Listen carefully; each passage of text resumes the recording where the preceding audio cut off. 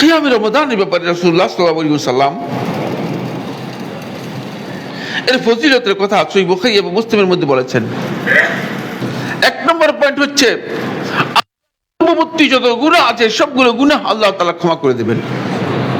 দুই নম্বর পয়েন্ট হচ্ছে, রাসূলুল্লাহ সাল্লাল্লাহু আলাইহি ওয়াসাল্লাম ইরশাদ করেছেন যে কিয়ামে রমাদান, যারা নিয়মিত কিয়ামে রমাদান করবে, অর্থাৎ রমাদান মাসের সালাতুত তারাবিকে যারা নিয়মিত করবে, তাহলে তারা সারা রাত জেগে ইবাদত করার যেই ফজিলত রয়েছে, অথবা সারা রাত জেগে কিয়াম আল্লাহ রাব্বুল আলামিনের জন্য সালাত আদায় করার যে ফজিলত রয়েছে, সেই ফজিলত লাভ করতে পারবে।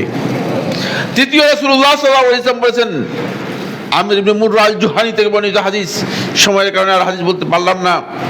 রাসূলুল্লাহ সাল্লাল্লাহু আলাইহি ওয়াসাল্লাম বলেন, যে ব্যক্তি রমাদান মাসে কিয়াম করে মারা যাবে, আল্লাহ রাব্বুল আলামিন তাকে সিদ্দিকিন, শুহাদা এবং সালেহিনদের গ্রেডে উত্তীর্ণ করে দিবেন।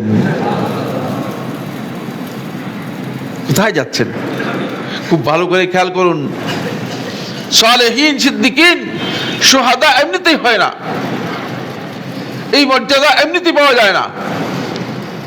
আমাদের অনেক ভাই বন্ধু আছেন যা আমাকে মানে এই 2 দিনের মধ্যে তোমাকে 10 জন জিজ্ঞেস করেছে তারাবির নামাজ না পড়লে অসুবিধা আছে কিনা। এখন অসুবিধা আছে কিনা এখন কি ক্লিয়ার, অসুবিধা না সুবিধা আছে কোনটা বুঝতে পারতেছেন। এর গুরুত্ব কত বেশি যে আপনি সালেহিন, সিদ্দিকিন, শুহাদা আপনি যাবেন, এত সহজ, এত সহজে এই মানে উত্তীর্ণ হতে পারবেন, প্রশ্নই আসে না, যেটা আল্লাহর হাবিব সাল্লাল্লাহু আলাইহি ওয়াসাল্লাম বলেছেন। এরপর রাসূলুল্লাহ সাল্লাল্লাহু আলাইহি ওয়াসাল্লাম বলেছেন, এই সালাত সম্পর্কে রাসূলুল্লাহ সাল্লাল্লাহু আলাইহি ওয়াসাল্লাম বলেছেন, ফাইন্না সালাতা ফীহি মাশহুদা, এটি এমন সালাত, আহলে হাদিসগণ এই ব্যাখ্যার মধ্যে উল্লেখ করেছেন যে ইন্নাহা মাশহুদা, এটি হচ্ছে ফেরেশতাগণ এই সময় কি করে থাকেন, উপস্থিত হয়ে থাকেন। ফেরেশতাগণ এই সময় উপস্থিত হয়ে থাকেন, তাহলে এর গুরুত্ব কত বেশি। এই সময় আল্লাহ রাব্বুল আলামিন থেকে ফেরেশতারা উপস্থিত হয়ে থাকেন।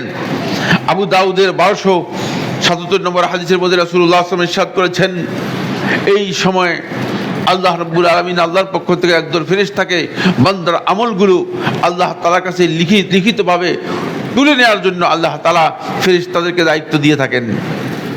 সুতরাং রাতের এই নামাজটা আমাদের জন্য খুবই গুরুত্বপূর্ণ, যেহেতু মহান রাব্বুল ইজ্জত ওয়াল জালাল এই সময় অবতীর্ণ হয়ে থাকেন।